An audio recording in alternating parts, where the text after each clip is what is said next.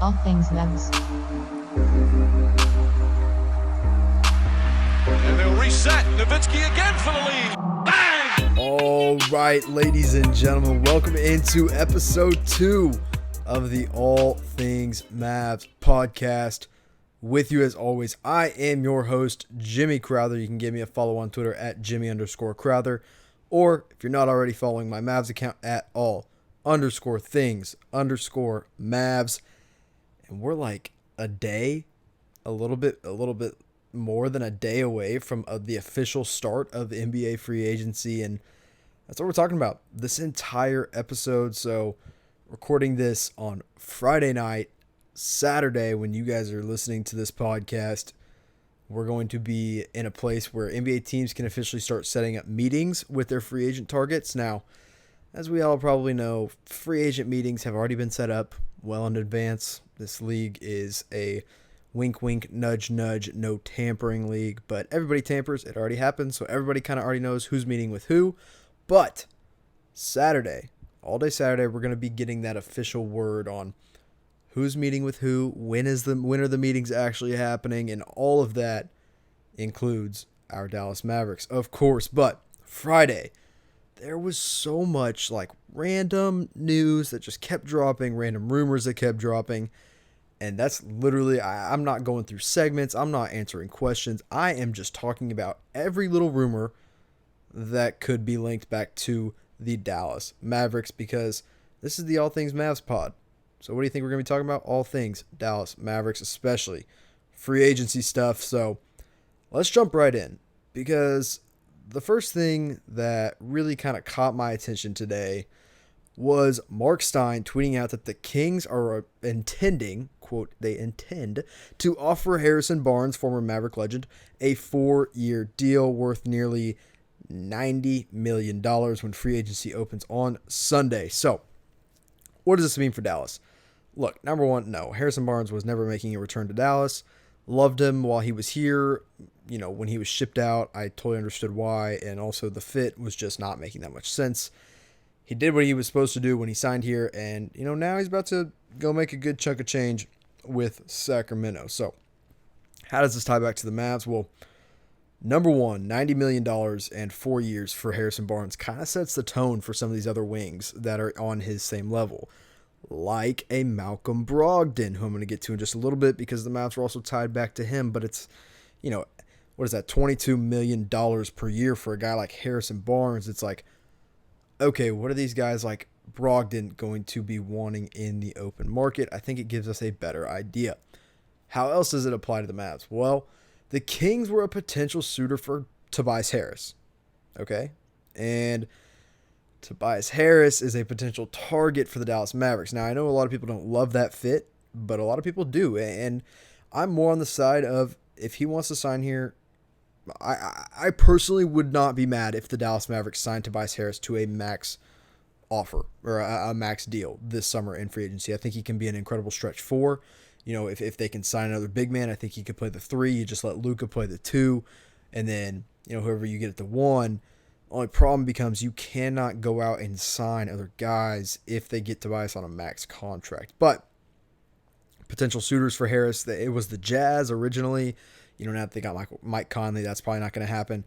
76ers are firmly in the running for it. That's my full belief, is that he will return to Philly. You know, I know there's been speculation that they're going to lose both Jimmy Butler and Tobias Harris. I think they get them both back at the end of the day. And then the Kings were this other team that were supposedly interested in bringing him in. You know, there's probably some other teams out there as well, but the Mavs are still linked to him. Wouldn't be surprised if we get some kind of meeting with him. Also wouldn't be surprised if he just signs a deal with Philadelphia when free agency opens on Sunday. So that's the Harrison Barnes situation. That's kind of how it ties back into Dallas. You know, why is that important? Well, I just kind of told you. So either you care or you don't care about that, but I gave you some news anyway on it, just a quick update there. So next thing that caught my attention right away, it was Malcolm Brogdon. We just mentioned him as a guy who, you know, now that Harrison Barnes has his contract kind of structured, kind of what it's going to look like, we can kind of shift our focus on, okay, what is Malcolm Brogdon, former Rookie of the Year, you know, Bucks two-way player, super efficient 50-40-90 guy. I mean, just an incredible player, incredibly efficient player. He's on the Mavs' radar. At least that's the rumor here now, according to ESPN. They said the Mavericks, along with the Bulls and the Celtics and the Suns, are all teams that could consider an offer sheet for Malcolm Brogdon. Now, I originally tweeted out that they're in the running for Malcolm Brogdon. I completely misquoted that. I got a little ahead of myself because, hey, I'm excited when I hear the Mavs linked to anybody, especially a quality basketball player like Malcolm Brogdon. But it was just they could consider an offer sheet. That was the only thing it said. You know, you think about the teams that make sense. So you run through the list. Phoenix. They need a point guard. Malcolm Brogdon can run the point. That definitely makes sense. You give him max money. I think Phoenix would throw, they don't have that kind of money yet, but they will throw crazy kind of money at a guy like Malcolm Brogdon. Chicago. Doesn't make sense to me. Okay, they just drafted Kobe White. They don't have the money at all. Zach LaVine, Otto Porter, Wendell Carter Jr., Lauri Markkanen. The money is locked up in Chicago, and you have a point guard already. I know Kobe White can play the 2 or the point position, but why? I would not understand that for a basketball fit or, in Brogdon's case, money fit. They can't give him the money he would want or deserves. The other team, Indiana, the Pacers. Makes sense to me. They do have a lot of money, but they've been very closely linked to Ricky Rubio. It kind of almost sounds like that's going to be a done deal by the time kind of free agency rolls around, and he'll be their starting point guard, which I think actually makes more sense. So the only other team on that list is Dallas. And then they said, quote, and perhaps a couple of others. So in all reality, we don't really know who's super interested in Malcolm Brogdon, but they at least mentioned those teams. Now, one thing that I've always said with free agents and potential targets for the Dallas Mavericks, there's not going to be any dream player. Like, there's no perfect free agent. Like, not one. I don't care who it is, okay? Anybody Dallas signs is not going to be picture perfect, okay? It's not going to be a match made in heaven. I don't care who it is. It's not Kemba, right? People have their problems with Kemba. I love him. I still would love him. I don't think it's going to happen now. We'll get to him in a little bit as well, but defensive liability, right? Then you get a guy like, heck, throw out Kawhi for crying out loud. People, I can't really do it off the top of my head right now. I don't know what would be wrong with him, but there's going to be something wrong with every free agent anybody signs. But Malcolm Brogdon, the only thing that really comes as a concern to me for Brogdon is the fact that he does have injury problems, okay? He did re-injure that foot in the playoffs. It definitely was not completely healthy. He's definitely had his fair share of issues when it comes to injuries, and we know Casey Smith and the Mavericks training staff does not, if someone's unhealthy, they're not going to sign off on him, right? So if we offer him any kind of money, we wouldn't even do it without Casey Smith looking at this guy and being like, yeah, hey, he's good to go. Or maybe not taking a close look at it, because I don't think that would be really legal, or maybe even, Brogdon would even allow that. But if he's healthy, or if he gets an offer sheet from Dallas, it's because we think he's healthy, right? Our front office is a lot smarter than we are, guys. I'm sorry to break it to some of you, because I know a lot of you are like, you probably think you're smarter than a lot of the front office, and that's okay, because at times I feel that way too, but it's just not true. They know what they're doing there in Dallas. So now we got to talk about what the heck would an offer sheet for Malcolm Brogdon look like.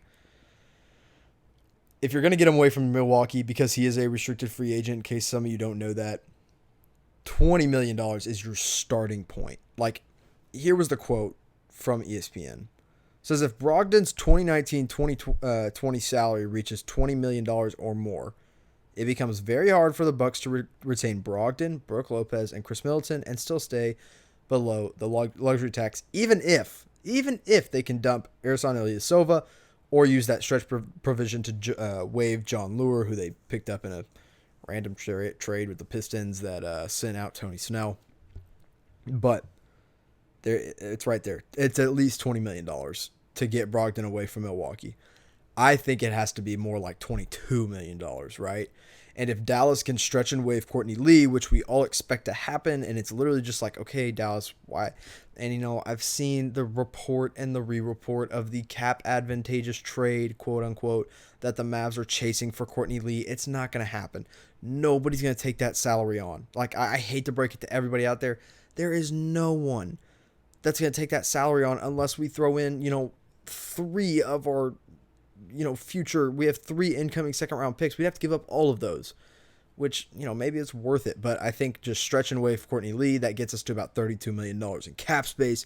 You give, for this next season, you give Brogdon $22 million per year, but maybe, and hear me out, because this is something I've been thinking about, and it's a little cap scenario I've been running around in my head. You backload his contract. So what does that mean? Maybe this first year you give him 22. And then it kind of declines as his years go on. So, that's kind of how Aaron Gordon's contract is structured.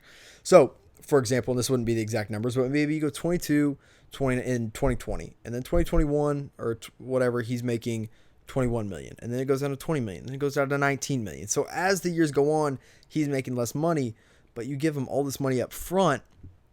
It makes a lot of sense. Maybe, just maybe, you want to sign him alongside a guy like Patrick Beverley. And that kind of takes me into my next point that I'm going to get to after this short commercial break. Okay, so Patrick Beverley plus Malcolm Brogdon. How the heck would it work? Because the cap space doesn't really make a lot of sense. So this is that rumor, all right? Let me kind of hone in on this first, because here's actually not rumor. This was straight up from Tim McMahon on his podcast with Brian Windhorst and Jackie McMullen. Windhorst says that, so basically what they were talking about was like, okay, point guard market, what does it look like? What is Dallas going to do? They're interested in a point guard. Who are they going to get? And Tim McMahon butts in and he goes, guys, Patrick Beverley and the Dallas Mavericks are a match. Like, it's going to end up happening, he basically said. And he believes, Tim McMahon, who is more plugged in with Dallas sources and really been plugged in more lately, even more with NBA sources in general, that he truly believes the Mavs will be able to get Beverley for less than the $40 million and 3 years that he is asking for to start. Because that was the report the other day, is that he's looking to get 3 years, $40 million. That's about what I've always said. Like, I've always said since Patrick Beverley rumors started in Dallas that he would get about $10 to $15 million per year. Well, guess what? 40 divided by 3, what is that, 13 mil per year? I'm trying to do quick math in my head, but lucky for me, I have a calculator on my phone. Jimmy, don't be wrong on this one. 40 divided by 3 is 13. So, yeah, 13.3 million right there. It makes sense. So, if he can get less than that, so Tim McMahon said, let me reiterate this for you. He did say that he thinks it'll go less than that, and he thinks it'll be closer to the mid to high 30 range. So I think that means he starts at maybe 3 years, $38 million. Okay, let's take that for example. So I know this cap stuff can be kind of confusing, but I'm going to do my best to explain it here. If he goes 3 years, $38 million, right? Then you backload, instead of front loading the contract, you backload the contract, and it starts around $12 million. And then, so starts around 12 and then works up from there. So he'll go 12, 14, or 12, 13, 14, something like that. And that gets you to, 30 something million. So that's kind of what could happen. And you backload that contract, you front load Malcolm Brogdon. And I think that pairing works. And heck, if it doesn't work with the cap situation right away, then Dallas is going to find a way. Like I guarantee if those guys said that they wanted to sign here, Mark Cuban and Donnie Nelson would find a way to move money around and make it happen. And I know this is kind of a dream scenario, but with the rumors that are all kind of coming out today, this is just kind of my dream pairing, is you go get Patrick Beverley and you go get Malcolm Brogdon. Either one can handle the ball. Both of them are incredible defenders. Both of them are above average shooters. But I want to be realistic, okay? In all reality, I don't think Dallas is going to throw that money at him. And I think even at 22, I wouldn't be surprised to see Milwaukee match that. and be willing to pay the luxury tax. Like, Malcolm Brogdon is super efficient. He's a win-now player, even though he is still super young. Milwaukee just letting him walk would be really surprising to me, but hey, 22 to 25, I think absolutely gets him away.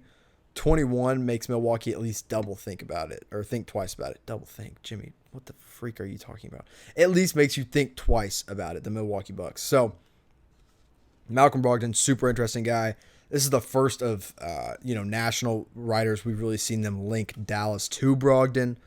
So we had to at least touch on that just a little bit. So, another thing that actually came from, let me take a quick sip of my water because, hey, this is a solo podcast and I'm just talking to you guys. And it's like, you're just sitting here listening to me. So I'm going to take a sip of my water real quick. Sponsored by, what is this? Sponsored by Tap Water. The All Things Mavs podcast. So next kind of rumor that popped up in that Tim McMahon podcast. It wasn't his podcast. It was Windhorst podcast, which Windhorst, great guy. Not a great podcast listen. Not saying I'm great. I'm just saying didn't love Brian Windhorst listening to him speak into my ears for an hour or so. I do like listening to Tim McMahon, but only because he's so plugged into the Mavs. That's the main reason. But something else he talked about, he said, I will make a prediction that Check Diallo ends up in Dallas. And you're like, bro, who in the world is Check Diallo? Well, by now I know Maverick fans, if you're plugged into Mavs Twitter, you know who Check Diallo is. Because Tim McMahon tweeted it out the other day that he is a potential guy that Dallas could target. Bill Duffy client. Why the heck does that matter? Well, guess who else is a Bill Duffy client? Luka Doncic, Patrick Beverley. It's kind of a, with clients. With agents, there's two reasons. There's two reasons always that they try to get their players to play together. Number one is they tell the team, let's say Bill Duffy's talking to Mark Cuban and Donnie, and he's like, hey, you go sign my guy Check Diallo to a, minimum contract or whatever it may be. Give him some money. Then I'll start recruiting Patrick Beverley to come play for Dallas or whatever it may be. That's reason number one. Reason number two is because they want their guys to succeed together. Because when Check Diallo plays with Luka Doncic, he's going to look a lot better than if he goes and plays with ball hog, ball dominant player that he won't touch the ball with, right? So that's that. Check Diallo, McMahon saying he basically bets that he will end up a Maverick earlier. So a couple days ago, he tweeted out, Check Diallo is an unrestricted free agent after the Pelicans did not make his qualifying offer. He's 22 years old with potential to be a Kenneth Faried type energy big. Pause. That gets me hyped because I don't know about you guys, but every time Kenneth Faried was on the trading block, every time he entered free agency before getting a little older, I always wanted him in Dallas. Like, it always seemed like he was connected to Dallas one way or another. Well, now you're getting Walmart version of what Kenneth Faried was in Denver in Check Diallo, at least according to Tim McMahon. That gets me pretty excited. So his per 36 numbers, and I know it's not your averages, it's per 36, so that's definitely important, which just means, hey, if this guy played 36 minutes per game, this is kind of the pace he would be on. He was averaging 15.5 points per game, 13.3 rebounds per game, and 62% from the field. That's pretty impressive, along with, I believe it was 1.1 blocks. I was doing some research on that myself. I just went to Basketball Reference. I'm not going to try to sound way uber smart or anything like that. But, hey, energy guy, 22 years old, still young, still kind of basically a reclamation project. Project is the best way to put it, which Dallas has always had success with. Brandon Wright is a good example of that when he was here. Al-Farouq Aminu was basically revitalized, rejuvenated here in Dallas, and another guy I would love to see back in Dallas next season for the right price. Both reclamation projects, even Tyson Chandler could be deemed a reclamation project. So Check Diallo, as long as he's not getting stupid money, which I can't imagine he will, sign me up. It's not going to be a home run hit or anything like that, but it's something to look forward to, and a guy that would definitely be interesting. As I'm recording this podcast, Mark Stein is dropping some stuff here on Twitter, so I'm going to read it live here on the All Things Mavs podcast. It says, things change fast in hashtag this league. With free agency a day and change away, it's the Lakers, who have convinced Las Vegas and an increasing number of league insiders that they are LA's true threat to limiting Kawhi Leonard's Raptors career to a single season, not the Clippers. Next tweet. The next week is going to be absolutely fascinating on the Kawhi front alone. The Clippers have to beat out the newly minted champions and the Lords of Los Angeles. The Lakers, meanwhile, firmly believe they've got Toronto and anyone else beat in the Kawhi sweepstakes. All right. Give me 1 second here to process this. You want to know what I think of this? You want to know what I think of the Los Angeles Lakers thinking that they are the front runners for Kawhi Leonard after just getting, not just getting, a year ago got LeBron, just getting Anthony Davis? Here's what I think. That's exactly what I think. Because, dude, you guys can say I'm wrong for this, but I truly believe Kawhi going to the Lakers is just about as weak, if not more weak, than when KD went to the Warriors. Because Kawhi Leonard just won a championship. He was the top dog in Toronto. And he has a chance to be an MVP caliber player next season.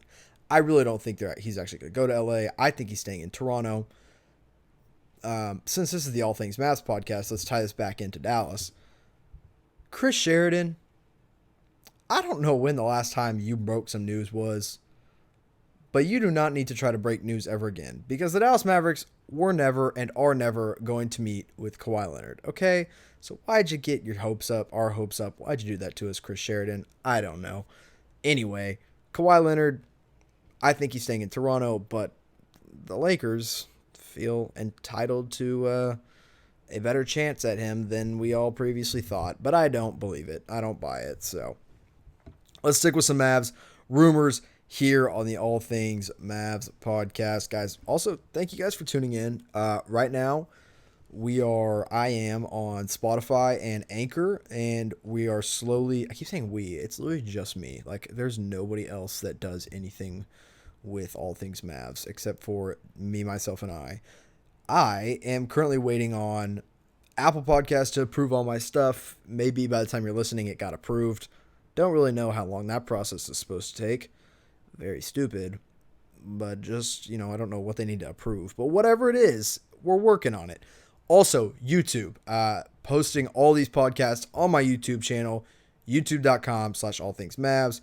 Go follow that. Let's stick with some more rumors here. Don't worry. We got a lot of time left. I've been going for 25 minutes. No limit here, baby. What it do, baby? So, Pacers, they seem committed to starting Sabonis and Miles Turner. And then that means Thaddeus Young is a goner. Now, Thaddeus Young is a super interesting name to me, because as a player alone, he's not going to get anybody super excited. He is, as I like to say, not the sexiest name on the market. But when you look at what he does from a hustle standpoint, the guy is nuts. Like, he was top 3 in the league in deflections per game. I believe he was top 5 in the league in three-pointers contested last season as a power forward, but can absolutely defend forwards. I am very high on Thaddeus Young. I just don't know what he's going to get on this market. Like, I think he could be as high as $15 million to some people, which sounds nuts and should not be that high for the Dallas Mavericks, but could be as low as 18 mil, or not 18, 8 mil. Could be as low as a mid-level. I really don't know what Thaddeus Young is going to get, but he's a guy that I would love on this Dallas team. Long, athletic. If he's in there next to Kristaps Porzingis, he can do all the banging around with the big guys down low. So I like Thaddeus Young for Dallas. Seems like he's gone in Indiana. But another Indiana guy that I do like a lot is Bojan Bogdanovic. Now, there were no rumors about him today. I don't really know what the deal is with him. Apparently the Pacers are zeroing in on Ricky Rubio as their next starting point guard. And they just traded for TJ Warren. So I'm very interested to see if that means Bogdanovic is kind of on the outskirts, which I don't think he is in Indiana. But if he is, dude, sign me up. Like 3-point shooter, not like a super good defender, but a gritty defender. Like he tries really hard on the defensive end. And, for the most part, that's all you kind of ask for. I believe he's from Bosnia. And we don't have any Bosnians on this team, so let's go get one of those. In Bojan Bogdanovic, I'd be all about it. I think this team just needs to defend or surround Luka Doncic and Porzingis with 3-point shooters and defenders. Get Beverley as your defender, and he's a good 3-point shooter, and go get Bogdanovic as your knockdown shooter on the wing. Sounds good to me, right? So, moving forward here, more. Gosh, so much today. So much today. And it's Friday. So Saturday is coming. Sunday is going to be here in the blink of an eye. Side note, not really a rumor, but the Suns declined Ray Spalding's team option for the 2019-2020 season. Rest in peace, Ray Spalding. Would not be surprised if he was back on the Legends next season after apparently not making the cut in Phoenix. I don't know where he's playing Summer League ball. I'm going to do some digging as we talk here, but it doesn't sound like any Summer League team has picked him up. And if Dallas needs a Summer League player, which they don't have very many exciting ones, give me Ray Spalding back in a Dallas Maverick uniform. Speaking of Summer League, the Summer League roster was officially announced today. Earlier yesterday, whenever you're listening to this.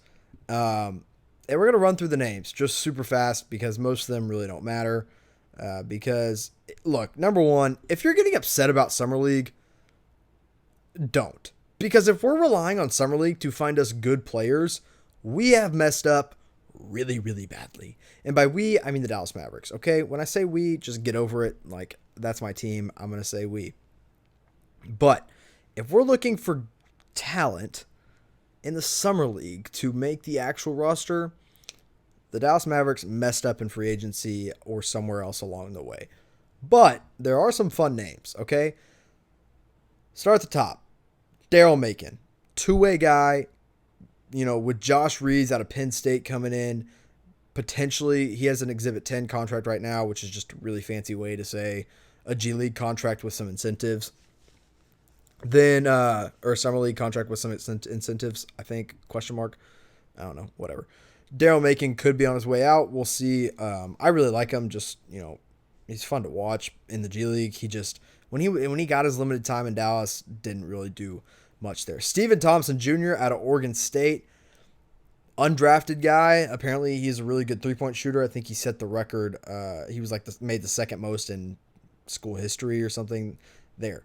Next guy, Isaiah Roby. That is our newest rookie, second-round pick. Of course, we traded with the Detroit Pistons to get him. Really excited to watch him in Summer League. I truly believe that Roby's going to...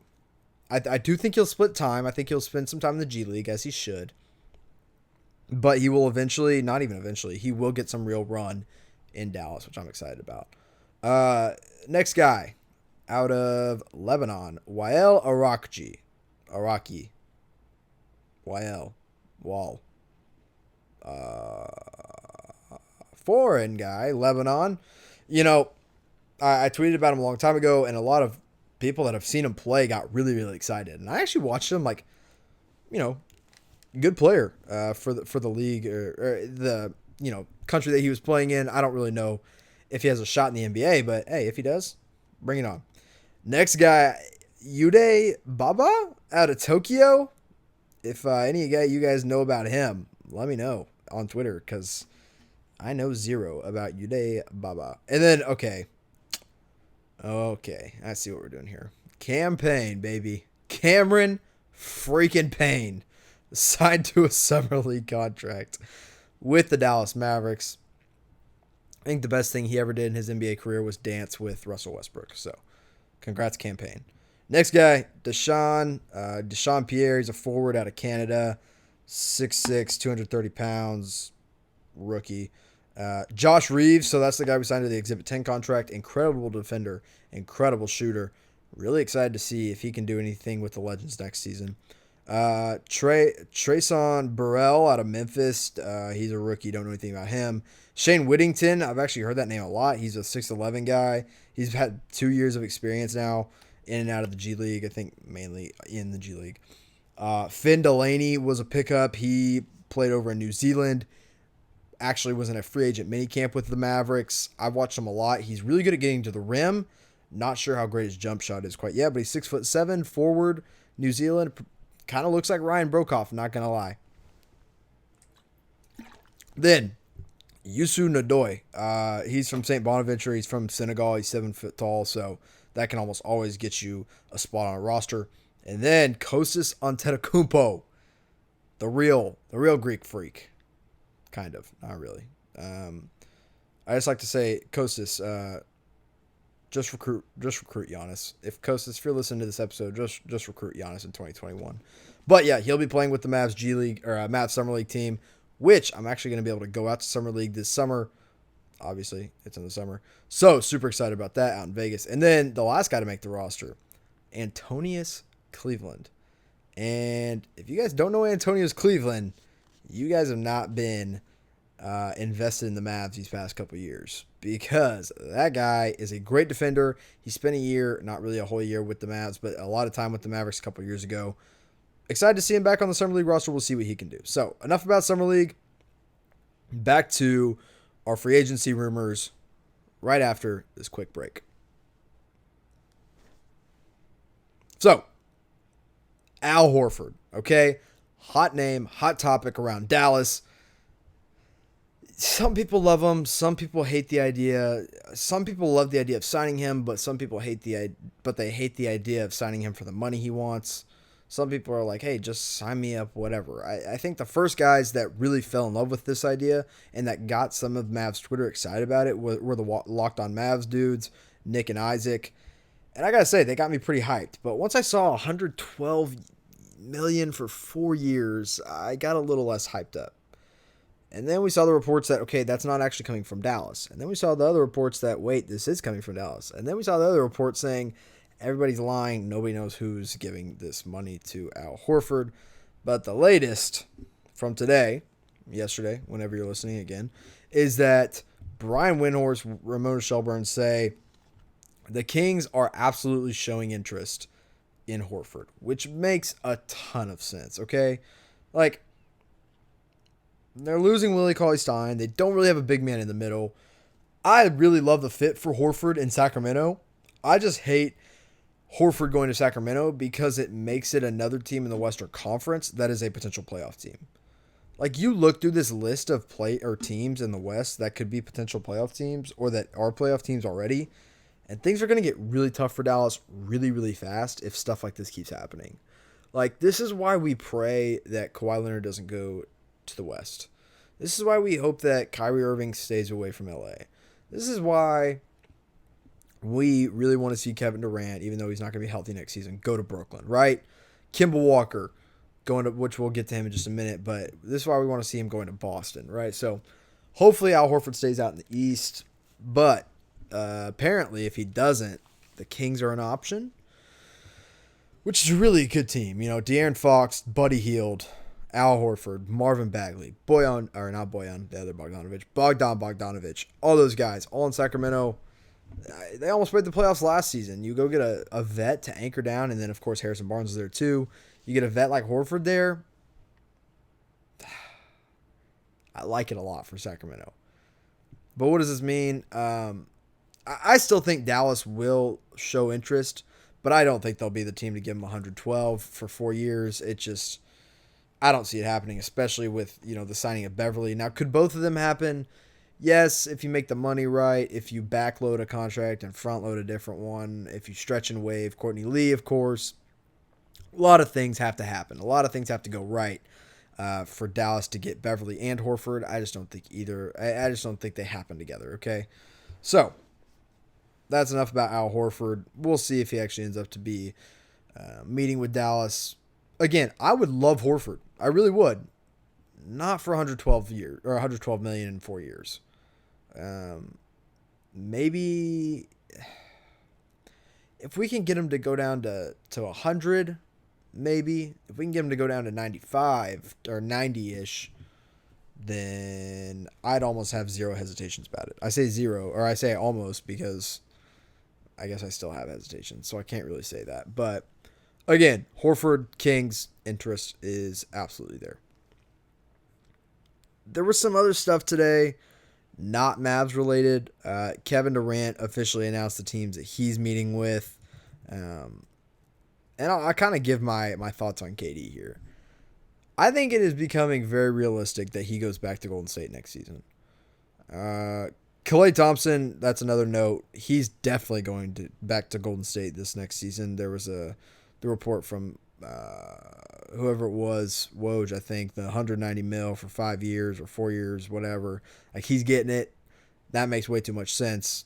He's franchise piece for them, right? So Klay's going there. Klay's going back. I think Kevin Durant has a real chance to go back, but dude, I don't know what he's going to do. You know, I'm leaning right now New York, but I won't be surprised if Kyrie goes to the Nets, that he goes to the Nets too. It's going to be a weird summer, and a lot of it hinges on what KD does. So, before we kind of wrap this up here, Stein sent out a tweet of what we know, or in parentheses, he says what we hope, just 48 hours before the start of NBA free agency. And the Mavs were not directly mentioned, but they were sort of kind of mentioned, okay? And here's how. The first bullet point is Kemba to Boston. So Mark Stein, New York Times, one of the most plugged in Mavs guys, says what we know is that Kemba's going to Boston. So that pipe dream's dead. I don't even know if I would have called it a pipe dream. You told me last week. Last week I thought we were the front runner. I really did. And then all of a sudden this quote stealth suitor crap comes out about Boston. And then 48 hours later, they're the favorites to land him. And they basically have him locked up, is what the report is. So the idea now, according to ESPN, according to Zach Lowe, is that Dallas has shifted focus from a big fish to roll pieces. I'll get the exact quote here for you guys. It says, Dallas appears to be focusing on mid-tier free agents and not big fish, league sources say, according to Zach Lowe. So why does that matter? That means not Kemba Walker. That means probably not Tobias Harris. That means probably not Chris Middleton. And I don't think Chris Middleton was realistic anyway, because another thing that Stein says we know is that Chris Middleton stays unless Milwaukee's 5-year offer is less than expected, which it won't be. But man, if Milwaukee does not give him a 5-year max deal, that is the guy I'm throwing my money at, okay? I know there are no perfect matches in free agency, but I believe, in my humble opinion, that Chris Middleton is as close to a perfect match as the Mavs could get this summer. Take that to the bank. You can save this podcast and quote me on that, because I truly believe Chris Middleton would be so perfect in Dallas. Shooter, defender, can make plays. I know he didn't do it in the playoffs that well, but dude, Middleton is an absolute baller. So sign me up. Honestly, please. I would love Chris Middleton. But I think he stays in Milwaukee. We'll be realistic. Man, what a day. Free agency is just getting started. It hasn't even really started yet. And I cannot wait for it to start. I'm going to be working at Chat Sports Saturday night. I'll probably get a pod out for you guys after all the stuff wraps up Saturday, and hopefully get a pod out on Sunday. youtube.com/chatsportstv. I'm going to be live literally all day long, which is going to be exhausting, but it's going to be so much fun when all the meetings start happening at 5 our time here in Dallas, 6 p.m. Eastern. So whatever time zone you're in, listening to this, hopefully listening from all different time zones. But that kind of wraps up today's podcast. Let me know if there's anything you guys really want to hear from me this, coming week and this next coming, upcoming weekend. Wherever you guys are listening to this, I just want to thank you again for tuning in to the second episode of the All Things Mavs podcast, guys. With you as always, I was your host, Jimmy Crowther. Give me a follow everywhere: Twitter, YouTube, Facebook, MySpace.